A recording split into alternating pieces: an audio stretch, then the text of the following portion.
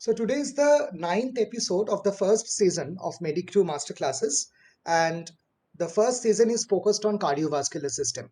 So in this episode, we discuss about two very important diseases that affect the cardiac valves and endocardium: rheumatic valvular heart disease and infective valvular heart disease. So the whole episode is divided into two sections. The first section will be on rheumatic heart disease, and the next section will be on infective heart disease. As usual, we'll start with a few questions, then we will get into the discussion and we'll get back to the same questions to see how much we have understood the lessons. So let us start.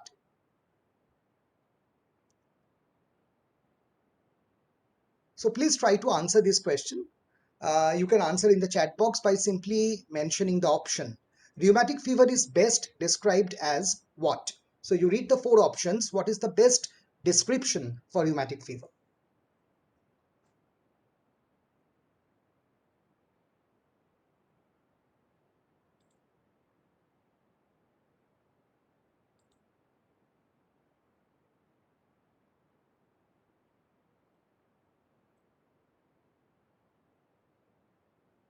Next question.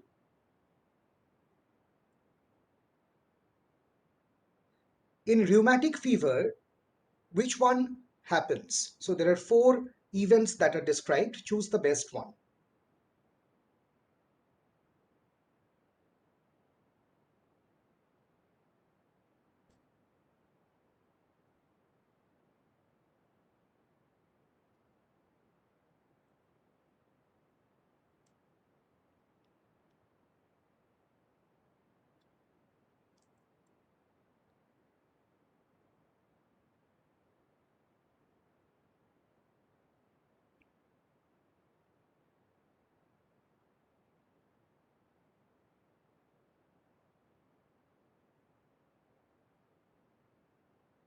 Next question.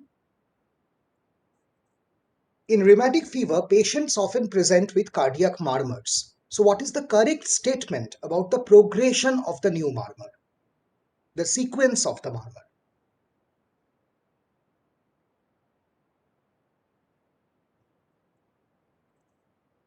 How do they develop?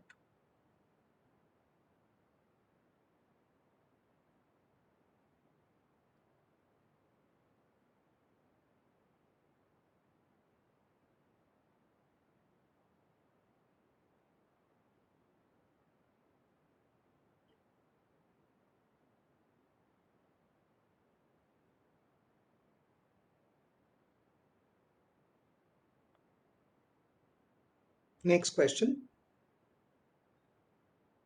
Which sign is the last to appear in rheumatic fever? The most late sign of rheumatic fever.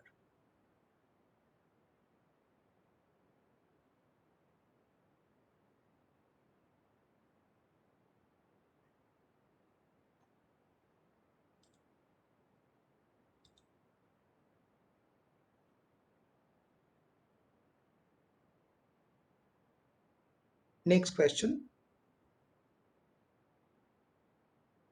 This is a sciagram or X-ray from a patient with rheumatic fever. So what does the X-ray show?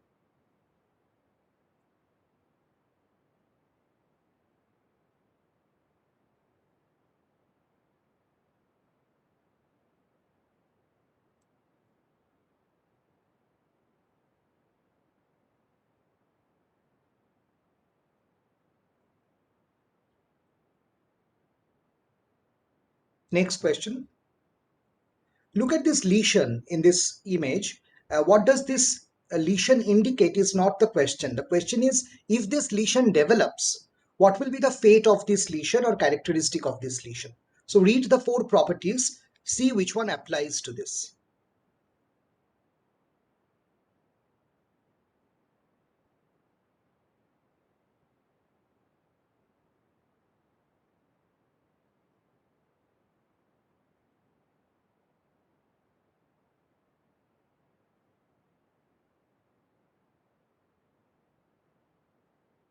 And the last question of this section, you can see here I have labeled a cell of a histological picture of heart in rheumatic fever.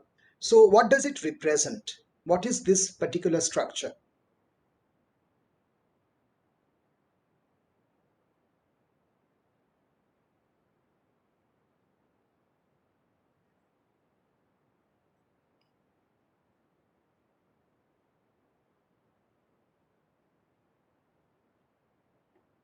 Okay, so we get into the discussion and we'll come back to these questions once again. Rheumatic fever is a multi-system disorder. So it doesn't only affect one system like the heart or the joint. Instead, it actually affects different parts of the body. That is why it is called a multi-system inflammatory disorder. This will be more clear when we discuss the pathogenesis of the condition. So it is a multi-system inflammatory or immunological disorder. It predominantly affects the heart and the joints, but it also affects the skin. It also affects the brain and many other parts of the body. And it is precipitated by a very recent onset pharyngitis or sore throat caused by group A beta hemolytic streptococci, like Streptococcus pyogenes. So the disease is not caused directly by Streptococcus, but it is caused as a hypersensitivity reaction to Streptococcus. Streptococci, you know that the streptococci are those spherical or round bacteria that are arranged in the form of a chain.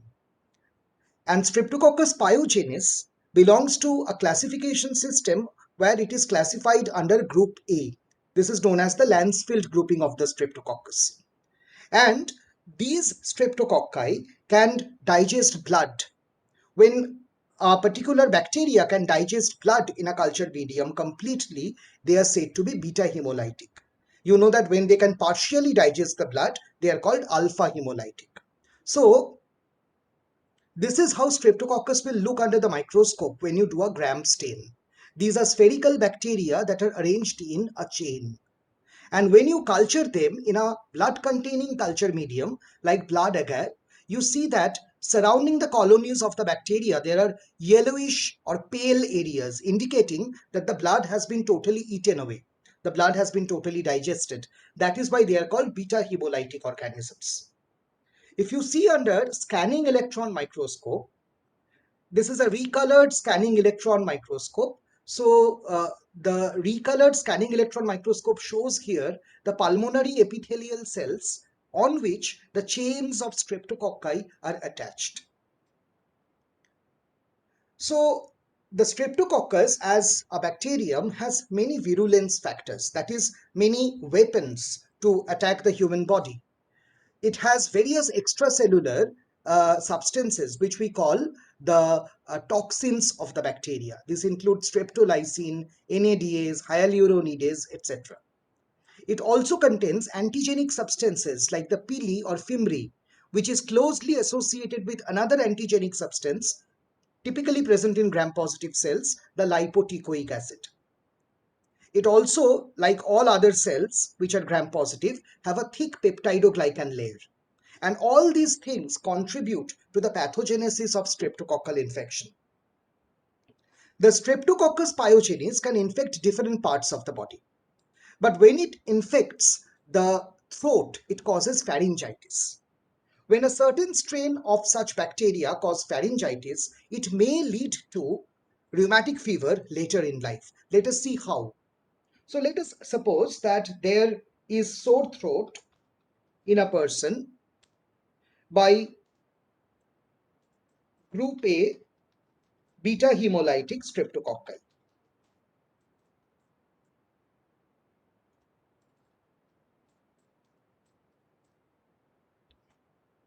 This infection is not very serious and can resolve on its own. But the problem that it causes is that, like all other infections, this causes an immune response. So there is formation of antibody against streptococcus.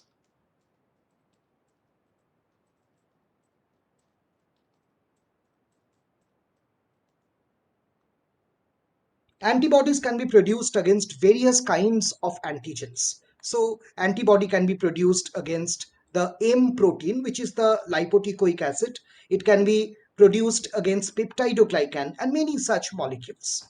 So antibodies can be produced against M protein. It can be produced against peptidoglycan and other teichoic acid residues.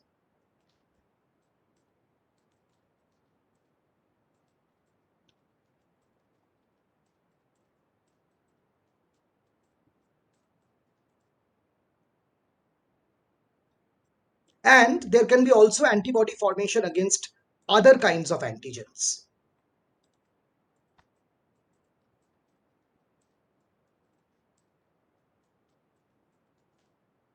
Now, some of the human antigens are very similar to streptococcal antigen. Such similarity is known as molecular mimicry. And it's because of this molecular or antigenic similarity that these antibodies can cross-react with our body tissue. The antibody against M protein targets the heart tissue because the M protein is similar to an antigen present in our heart. So it can attack the heart. Antibodies against the teichoic acid or peptidoglycan are very similar to the matrix antigens that are present in the synovium or the skin, and therefore they have a tendency to attack the joint or the skin.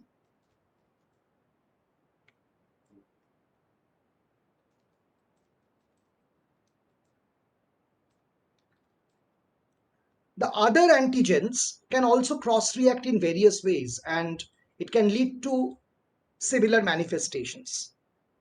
Some of these antibodies can form immune complexes.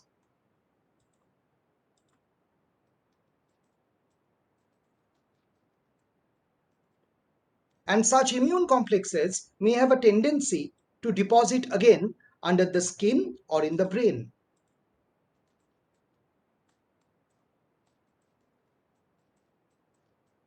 And also synovium. The final manifestation of all these is inflammation and damage to all these organs. So, affection of the heart causes inflammation of the heart, that is carditis. Affection of the joint causes polyarthritis. Affection of the skin causes subcutaneous nodules. And red markings over the skin known as erythema marginatum. We will discuss all these things in detail. Rarely, when the brain is affected, it causes a movement disorder known as chorea. And all these things, when they happen together, this manifestation is known as acute rheumatic fever.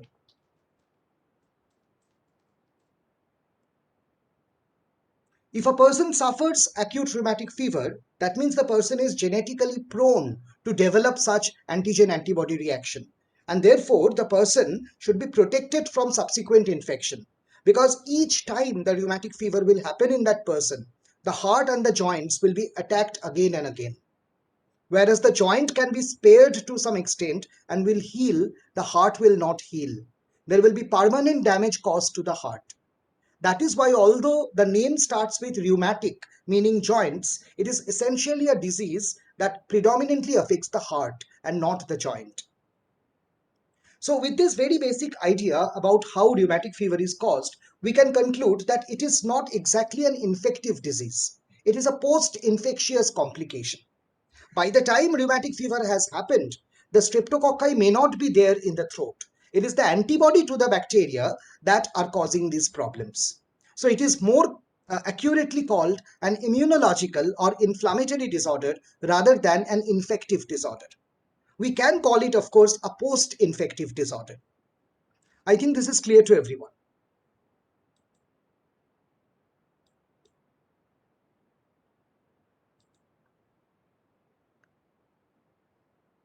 So this chart essentially shows you the same thing that I was telling you. There are several environmental factors like overcrowding that lead to repeated sore throat. There may be precipitating events like group A beta hemolytic streptococcal infection. And when these things keep on happening, there is molecular mimicry. exaggerated immune response, and each episode of this rheumatic fever ultimately cause damage to the heart. Finally, when the heart is permanently damaged, that is known as rheumatic heart disease. So here we must differentiate between two terms that are sometimes not used judiciously. The word rheumatic fever refers to individual attack of this immunological response. The word rheumatic heart disease refers to the effect of the disease, the long-term effect of the disease on the structure of the heart. So suppose if now my heart is suffering uh, an inflammatory response due to this mechanism, I will be said to suffer from rheumatic fever. And if 5 years down the lane, my heart undergoes fibrosis, it stenoses, it becomes narrow, then that condition will be known as rheumatic heart disease. So rheumatic heart disease is the long-term structural consequence of a previous rheumatic fever. So that is how the words should be judiciously used.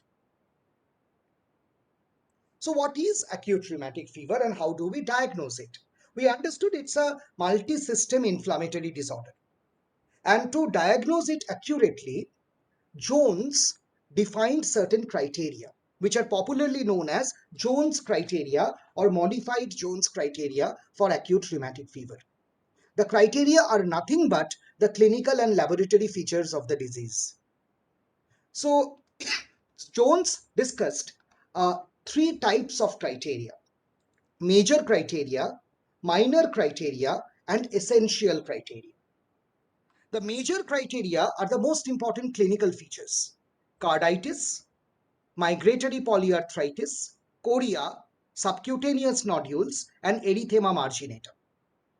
The minor criteria are the trivial clinical features and laboratory features like fever, arthralgia or joint pain, ECG findings like increased PR interval, and biochemical findings like raised ESR and raised C reactive protein. And the essential criteria to prove that it is rheumatic fever is you need an evidence of a recent streptococcal sore throat. And the evidence of recent streptococcal sore throat can be a raised ASO titer, anti-streptolysin O, which is the name of the antibody, or you can show the streptococci in the throat, so a positive culture of streptococcus in case if the bacteria is still present, it may not be present also, or antibody to any other kind of antigen of streptococcus like anti-hyaluronidase, anti-DNase B, etc. So let us now first discuss the major and the minor criteria, which are essentially the clinical features of the disease, and then we will discuss about its diagnosis and management.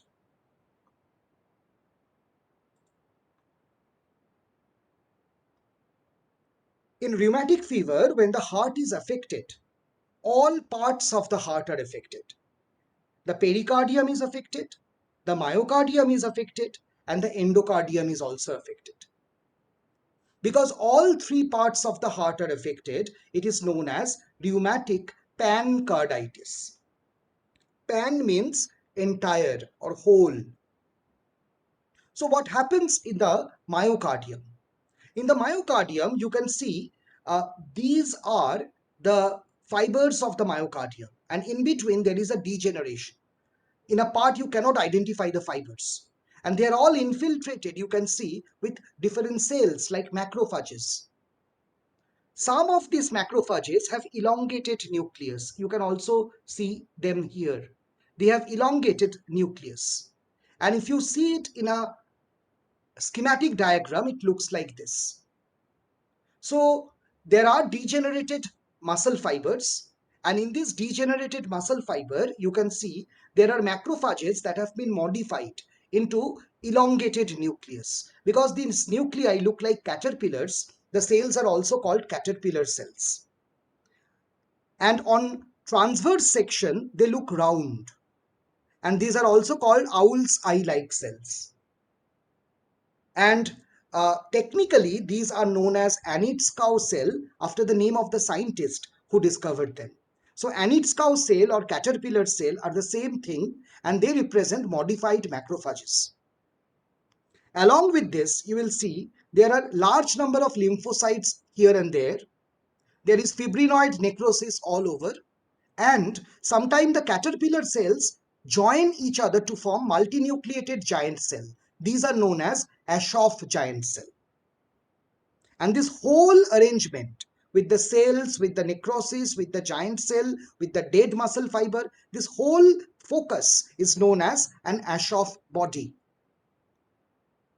So here you can see an enlarged picture. The insets show the analogies. So these elongated cells are the Anitskau cell or caterpillar cell. See, they look very much like a caterpillar. And in transverse section, these cells have a round appearance and they are said to look like an owl's eye. All of these are modified macrophages.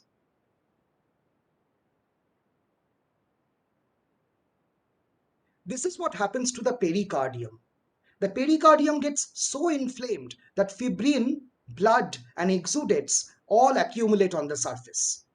Because of this thick deposition of fibrin, it has been described as bread and butter pericarditis.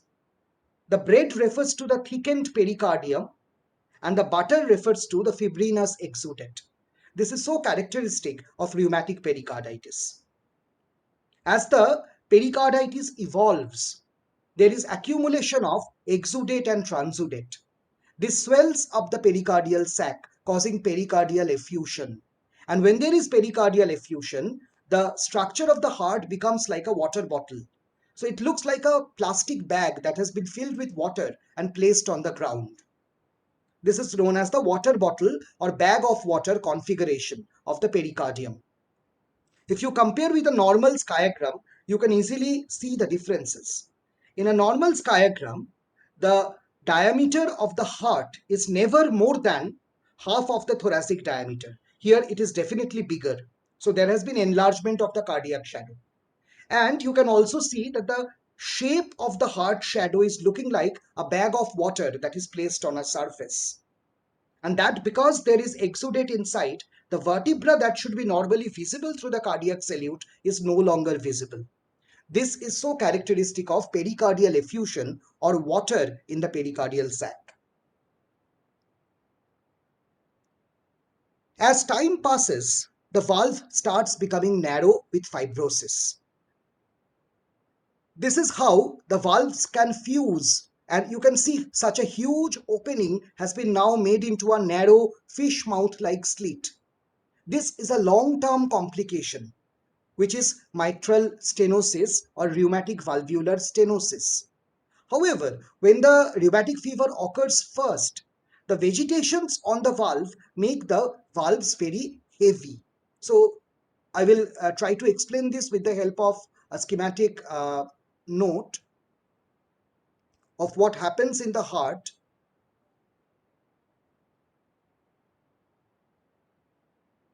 So you can see here, when there is carditis, the inflammation of the heart, it affects all the three parts of the heart.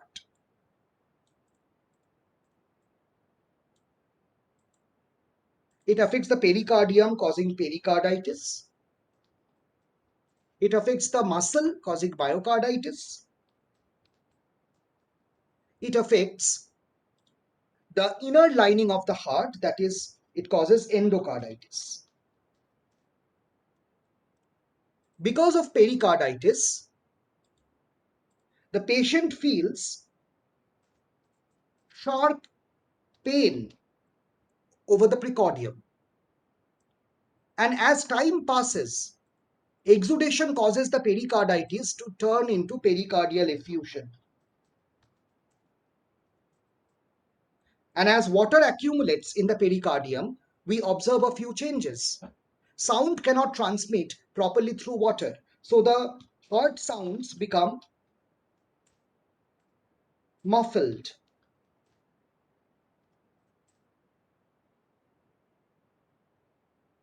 the sharp pain changes into heaviness.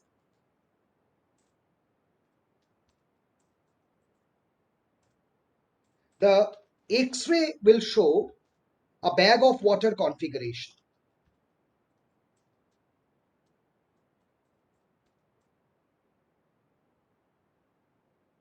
When myocarditis happens, the muscle cells become defective. As a result, the patient comes with heart failure.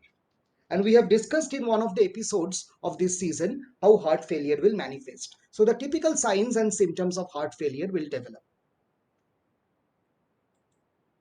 As endocarditis develop, since the endocardium covers the valves, this will manifest as valvulitis. We know that inflammation causes swelling, and this causes the valves to become swollen and heavy. So the valves become heavy.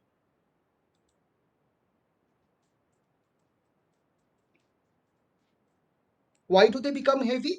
One reason is the edema, that is a part of acute inflammation, and the second is formation of vegetations. Vegetations are nothing but nodular structures that form because of deposition of antigen antibody complex. They look like pimples on the surface of the valve. And due to the weight of the edema and the vegetation, the valves do not close properly. So there is problem in closure of valve.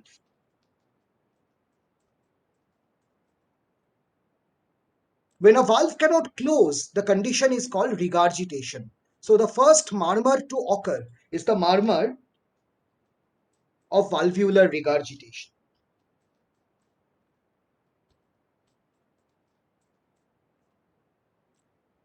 Gradually, the vegetations grow in size.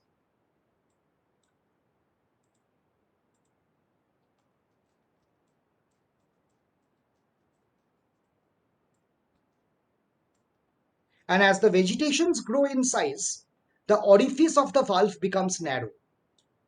The opening of the valve becomes narrow.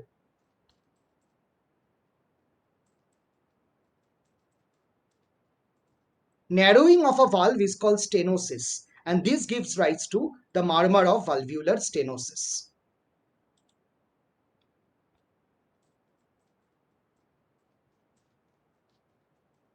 So, as a general principle, it is the murmur of regurgitation that usually occur first, and that is followed by the murmur of valvular stenosis.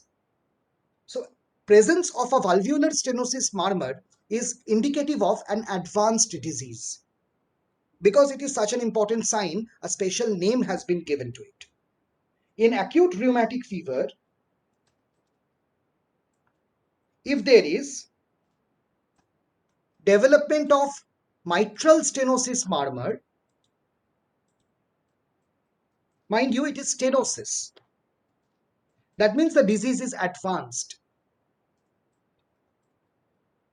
It indicates disease severity. That is, disease is not in the early stage, it has already advanced. And this murmur has been named after someone who has described it. It is known as Carey Coombs murmur.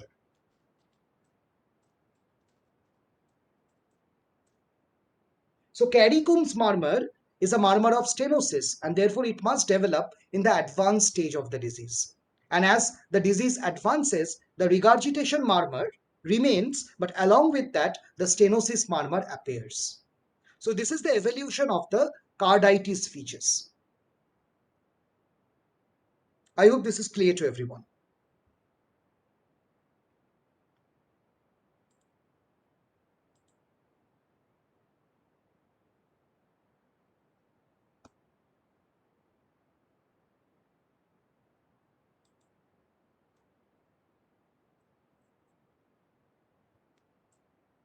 We now move on to the other clinical features, that is polyarthritis. Joint pain is a feature that is caused by immunological attack to the synovial cavity. Very peculiarly, the joint pain jumps from one joint to another joint. That means when one joint gradually starts to resolve, then the other joint starts to develop new pain. As if the pain is moving from one joint to another joint. And because of this nature, it is known as migratory arthritis.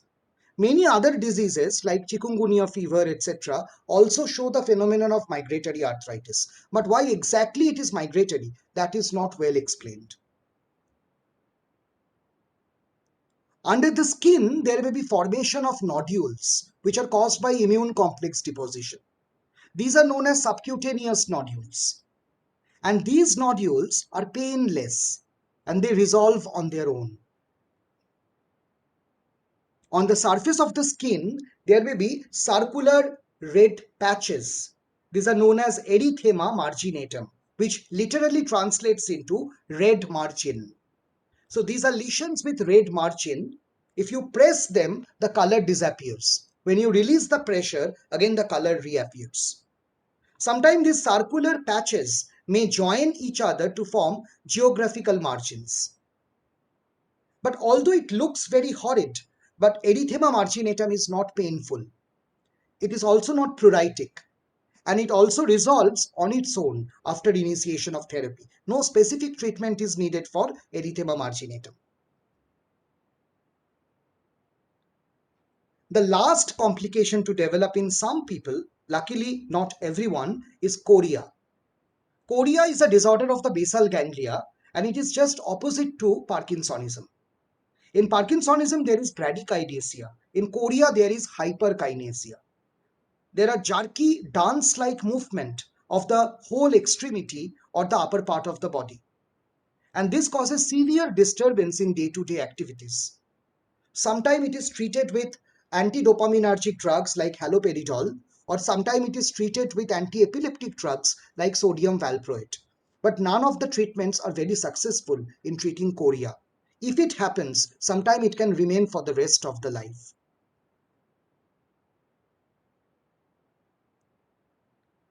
As an indirect evidence to uh, the previous streptococcal sore throat, we commonly measure an antibody against streptococcus. This is called ASO. It is an antibody against an enzyme, streptolysin O, produced by the streptococcus. Normally, its value should be less than 200 international units per liter. When it is more than 200 international units per liter, it is said to be positive and indicates a recent infection. It is commonly measured by latex agglutination test, which is a very simple test done in immunology laboratory. So what are the complications of this disease?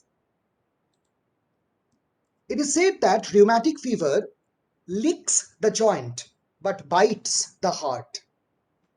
What this means is that it affects both joint and heart, but it does not cause any long-term damage to the joint. The joint pain will spontaneously resolve as the disease is healing. But permanent complications happen in the heart. That is why it is said that it simply licks the joint, but it finally bites the heart. It is the heart that suffers the most in rheumatic fever. The early complications, as we have seen in the flowchart, are heart failure and pericardial effusion. Long-term complications can be recurrent rheumatic fever if the patient is not taking precautions. The heart valves can become fibrosed and calcified and develop rheumatic valvular heart diseases. The chorea may persist because treatment often doesn't cure chorea. And extremely rarely, which is not the general rule, the joint pain can remain. I told you that it licks the joint. It usually never damages the joint permanently. Only very, very rarely the joint pain remains for a longer duration. Then that condition is known as Jacquard's arthritis. So keeping in mind these complications, how will we diagnose acute rheumatic fever? Rheumatic fever is diagnosed by Jones criteria. To make a diagnosis, you need at least one major criteria plus two minor criteria plus one essential criteria. Alternatively, you can take two major criteria and one essential criteria. So any such combination can establish the diagnosis of acute rheumatic fever. Simple baseline tests like a complete blood count will reveal a high WBC count, high ESR, because these are all markers of acute inflammation. Biochemical estimations will show raised C-reactive protein. And ECG may show you increased PR interval because of damage to the conducting fibers.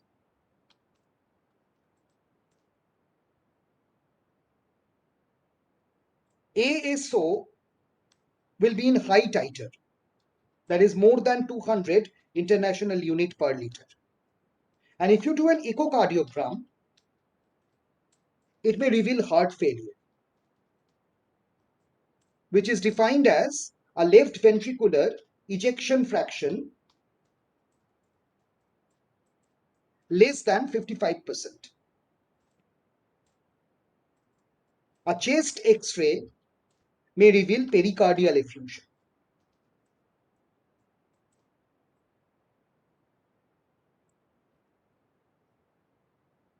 So with these tests, we can make a presumptive diagnosis of acute rheumatic fever and start treating the patient.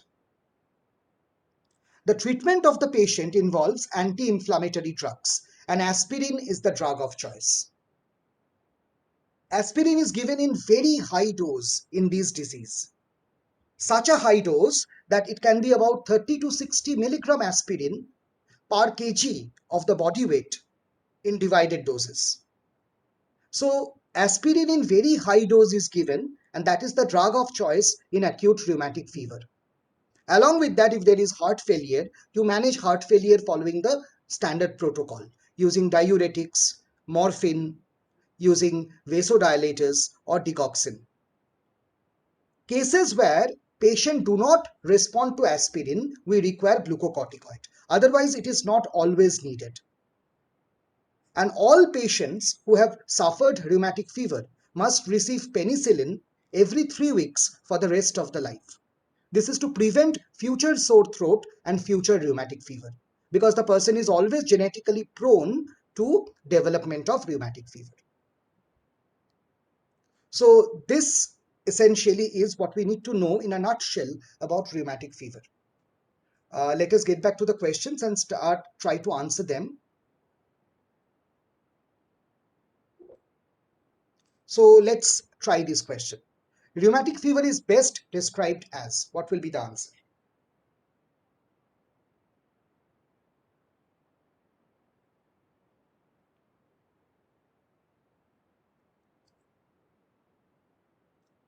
Very good. The answer is B, multi-system immunological disease. It is not A because it is not infective, it is post-infective. For the same reason, it is not D because it is not an infection. Infection was in the throat. It is the antibody that is attacking the heart. And C is just the opposite of what is true. Number 2, what will be the correct answer?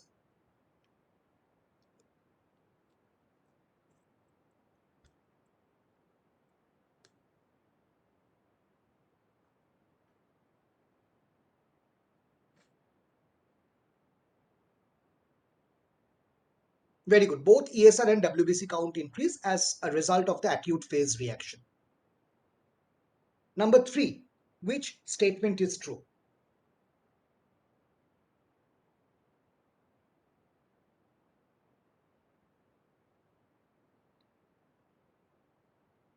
Wonderful. The answer is B. The regurgitation occurs first and then occurs the murmur of stenosis.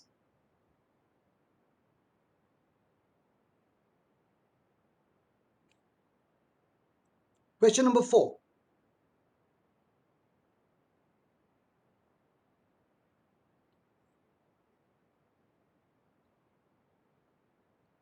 Yes, the last sign to appear is chorea, and it may not also occur in everyone.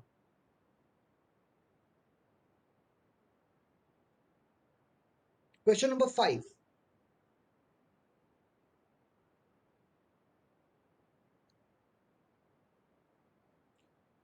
So the diagram shows a typical water bottle or bag of water configuration. So the answer will be C, pericardial effusion.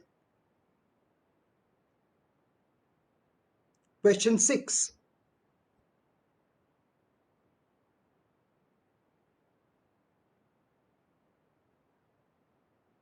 Very good. The lesion here is erythema marginatum and it resolves on its own. So option is C.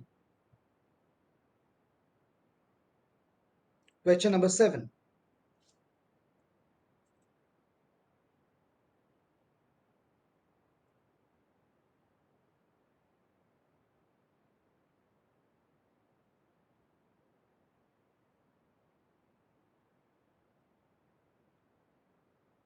Very good. The answer will be D, all of the above. These are Anitskau cell, also known as caterpillar cell, and they are modified macrophages. So with this, we finish rheumatic fever. And now we will go to the second section of today's class, that is infective endocarditis. As usual, we'll start with a few questions. So here comes your first question of the second section. Risk factors for infective endocarditis include.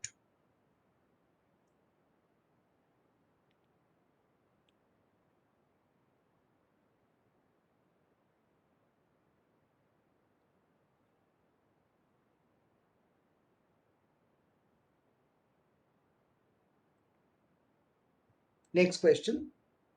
Compared to rheumatic vegetations, infective vegetations are, find the best option.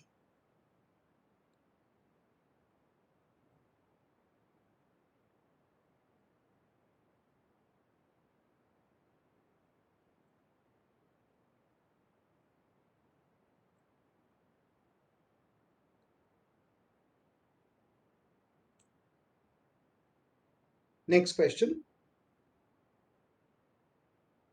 So you can see here a fundoscopic image and something has been labeled here. What is labeled here?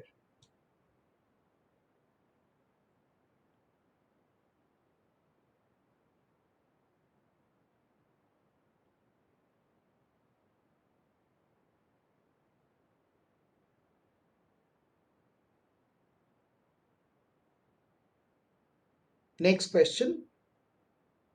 We again have another fundoscopic image and something has been labeled here. So what do you see here?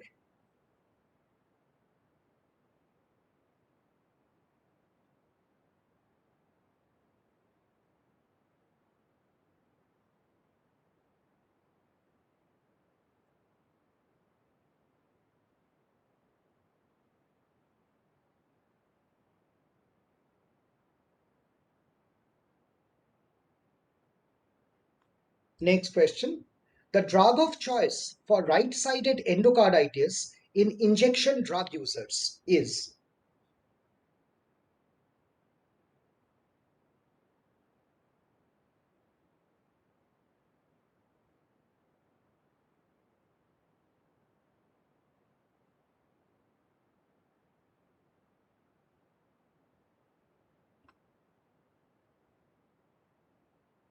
Next question. Drug of choice for infective endocarditis prophylaxis in patients allergic to beta-lactams is.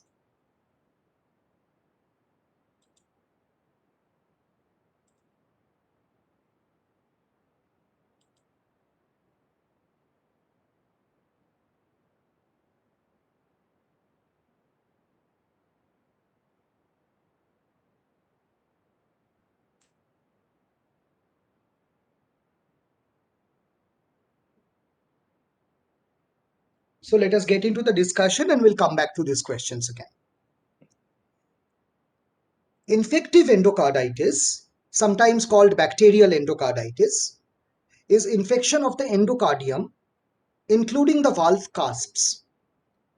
If artificial valves like prosthetic valves get infected by biofilm formation, even that is considered to be infective endocarditis. This can happen in a very short course of time, that is in less than 6 weeks. And that can be called acute infective endocarditis, or it can take a more long course, a gradual course, when it is called subacute bacterial endocarditis or subacute infective endocarditis. The pathogenesis of infective endocarditis is essentially very simple. You need a few prerequisites for infective endocarditis to happen. So essentially, infective endocarditis is infection of the inside of the heart. So the first criteria is that the bacteria must be present in the blood, otherwise it cannot enter the heart. So bacteria must be present in circulation, which means one of the prerequisite that you need for infective endocarditis to happen is that the patient must have bacteremia or septicemia.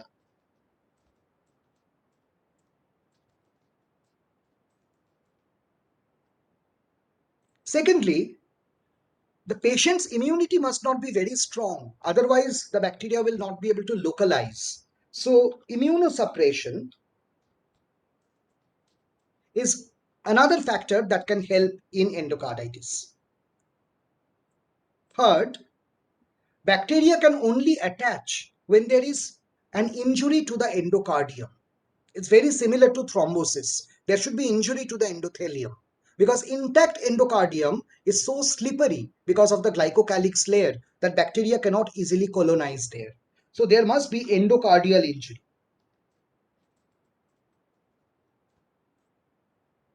And that means the endocardial injury must be caused by something. So this can be caused by pre-existing heart disease. In some heart diseases, the blood flow is very rapid and that can injure the endocardium. Or there should be some interventions. Intervention means a medical procedure. For example, you can do a cardiac pacemaking or cardiac catheterization. These will injure the endocardium and predispose to endocardial injury. Bacteremia or septicemia can occur due to several diseases. It can also be promoted by certain procedures like dental surgery, oral surgery. The reason is because the oral cavity has its normal bacteria called the normal oral flora. They are normal in the mouth but not in the blood. So if you do not take proper precaution and operate on the infected teeth or some oral lesion, chances are that these flora can enter the blood and therefore cause septicemia. When all these criteria are met, they provide a proper background for infective endocarditis to happen. And then what will be the sequence of events that will lead to infective endocarditis? There has to be endocardial injury, as we already said. Once there is endocardial injury, the circulating von Willebrand factor, platelets, and coagulation factors deposit, very much like the normal hemostatic reaction. And this leads to formation of a thrombus.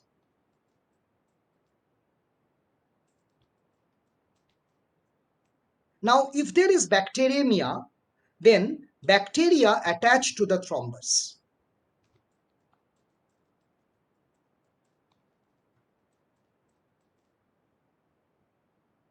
And finally, what you get is known as the infective vegetation.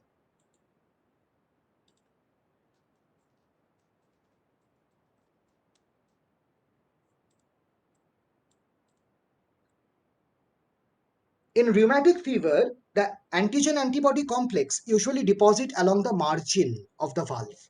But in infective endocarditis, they can form anywhere on both surfaces. They also tend to be much bigger because of the thrombosis. And because the bacteria have a tendency to secrete proteolytic enzymes, they can easily dissolve the thrombus.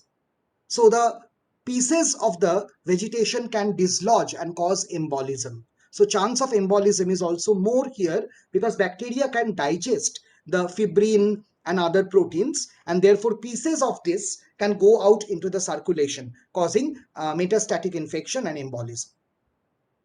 So this in a nutshell is the pathogenesis of infective endocarditis. When we look into the structure of the vegetation, this is a schematic picture. You can see the endothelial, that is same as endocardial, cells are damaged. There is deposition of platelets and fibrin. The platelets are shown here in pink colors, and the fibrin and other proteins with green color. And to this are attached the bacteria, which are shown here in yellow color. Of course, it causes inflammation. So various WBCs will be attracted to this, and they will also form part of the vegetation. The vegetations can form on any part of the valve, on any surface of the valve. And this is how the vegetations look in cross section. These yellow areas are the areas of necrosis that are formed inside the valves. These lines are chorda tendineae, that's holding the valve in place. This is another picture. You can see the tricuspid valve, and all the three cusps have large vegetations. These are huge vegetations. Microscopically, when you look at the vegetation, you will be able to see the pink colored fibrin, dark blue colored bacteria, and the dot like WBCs. They form the whole of the vegetation. Now, different cardiac vegetations vary in different properties. Vegetations are common in rheumatic fever, infective endocarditis, in a special condition where excess coagulation occurs called non-bacterial thrombotic endocarditis. This is seen in many cancers. And in SLE, or systemic lupus erythematosus, there is a type of endocarditis called Liebman-Sack endocarditis, or LSE. So we are not discussing the last two varieties today, but I'm keeping this image so that when we upload this in YouTube, you can pause here and take a more earnest reading. But I will be discussing mostly about the first two conditions, which are the topics of discussion today. So you see that in rheumatic fever, there are small vegetations that form along the lines of closure of the valves. They are sterile because they are formed of antigen antibody, not bacteria. They are very firm, and that is why embolism or breaking into pieces is not possible. Whereas in infective endocarditis, the vegetations are large and bulky. They form throughout the valve cusp and endocardium. They are full of bacteria. And because the bacteria digest the protein content, so embolization is very common. These are the common comparisons between rheumatic vegetations and infective vegetations. And I hope this is clear to everyone. As we have discussed in the pathogenesis, I'm just going through this superficially. There are structural heart diseases that can predispose to infective endocarditis, like aortic stenosis, aortic regurgitation, mitral regurgitation, ventricular septal defect. There are factors that can alter the immunity, like immune suppression, AIDS, diabetes mellitus, and chronic alcoholism. There can be external injury by prosthetic valves, vascular catheters, pacemaking wears, and there can be factors predisposing to bacteremia if you operate on the areas where there is bacteria, like oral dental surgery, urogenital or GI surgery. Intravenous drug use is something very common. In intravenous drug use, the bacteria enters from the skin, and the commonest bacteria is Staphylococcus aureus or epidermidis. Because staphylococci are highly drug resistant, so vancomycin is the drug of choice. And because the venous blood will drain into the right side of the heart, most commonly the right part of the heart is affected. So in intravenous drug use, we commonly get right-sided endocarditis. Commonest organism is Staphylococcus, and so the drug of choice is vancomycin.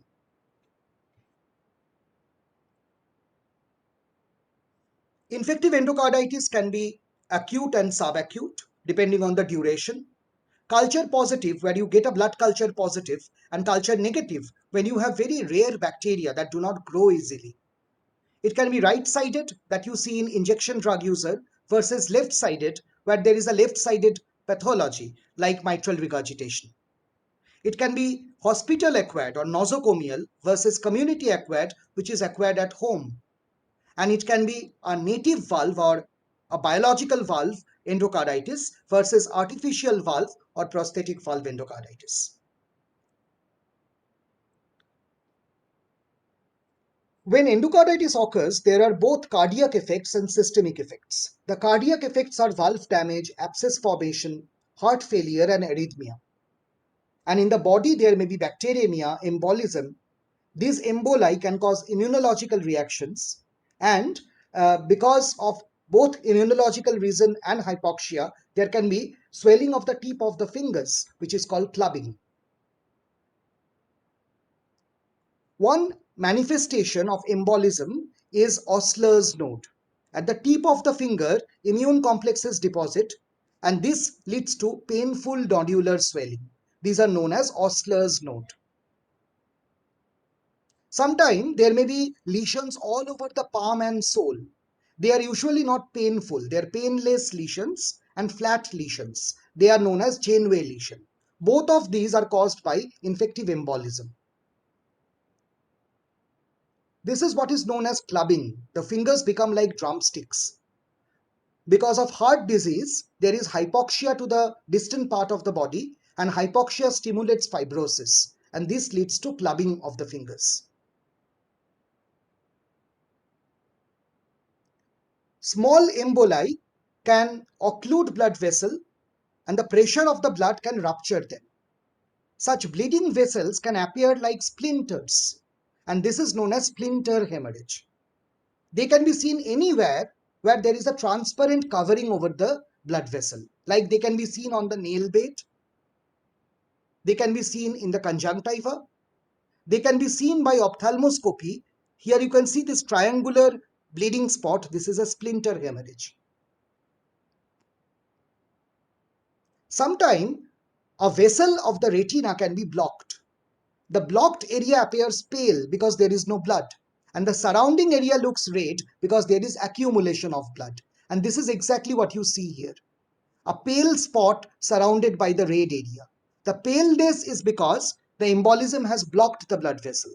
The redness is because the surrounding vessels are engorged in blood.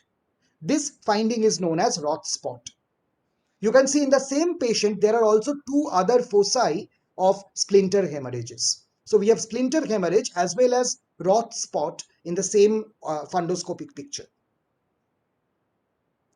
So in a summary, the patient will come with malaise, fever, clubbing, and weight loss.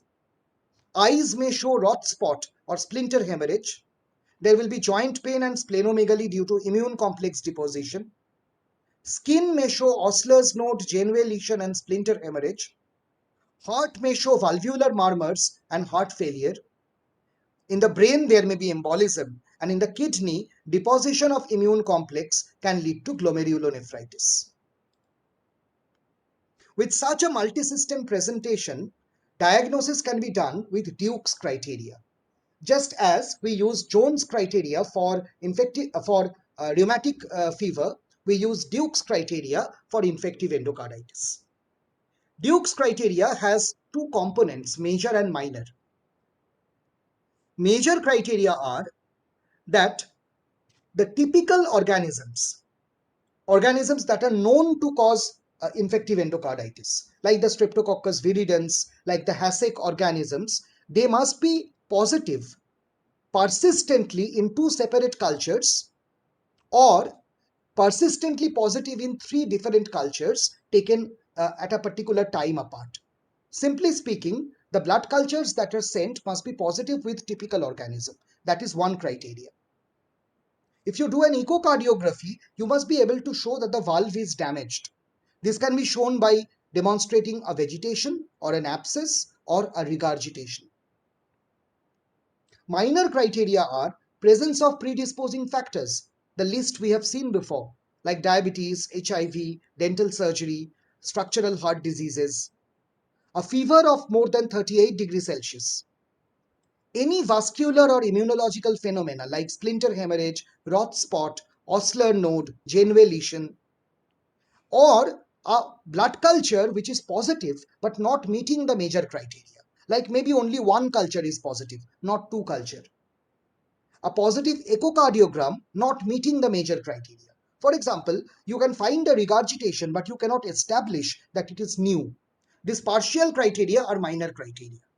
And to make the diagnosis, you need two major criteria or one major plus three minor criteria or five minor criteria.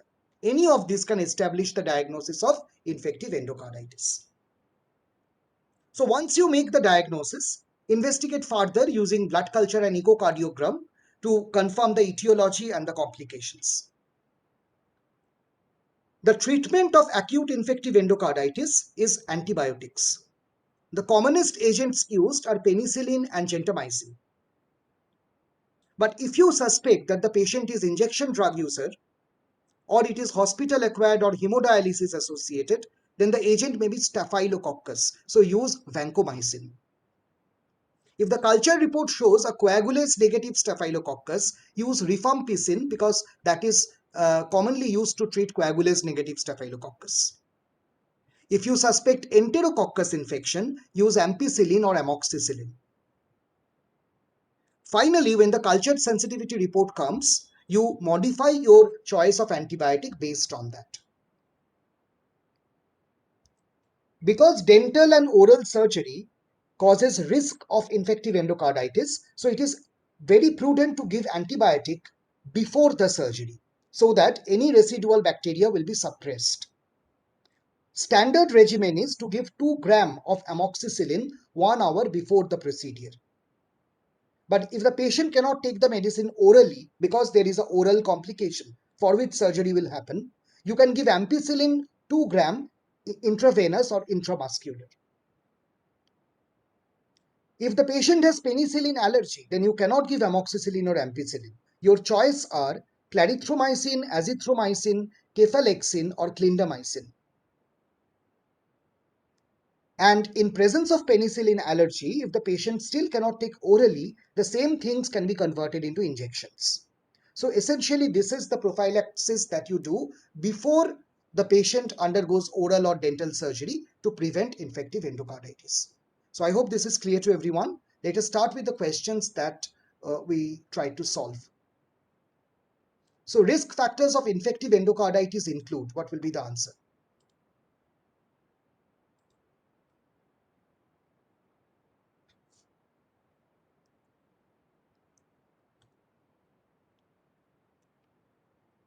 Wonderful. The answer will be all of the above. Compared to rheumatic vegetations, infective vegetations are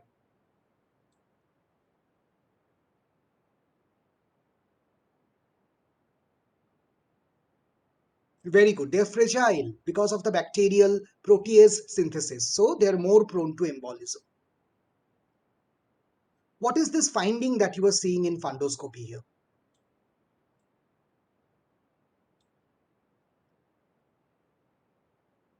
Very good. This is a triangular wedge-shaped hemorrhage. So this is splinter hemorrhage. What is this finding that you are seeing here?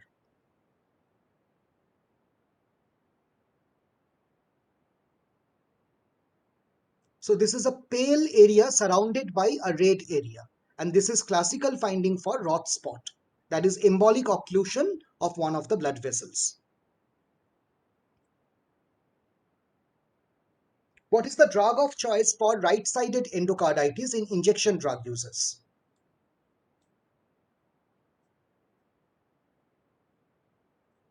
Very good. The answer is vancomycin because the common etiology is Staph aureus, which is multi-drug resistant, often described as MRSA, methicillin resistant Staph aureus, and the drug of choice will be vancomycin.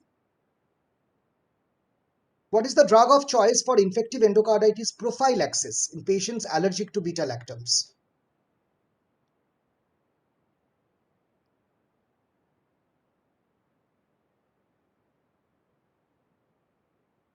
Wonderful. So it can be all of the above. You can choose any of the drug based on suitability. So that was today's presentation. So I hope the doubts regarding rheumatic fever and infective endocarditis are partly clear now. You can also find this whole episode on YouTube. So you can pause and take notes whenever necessary.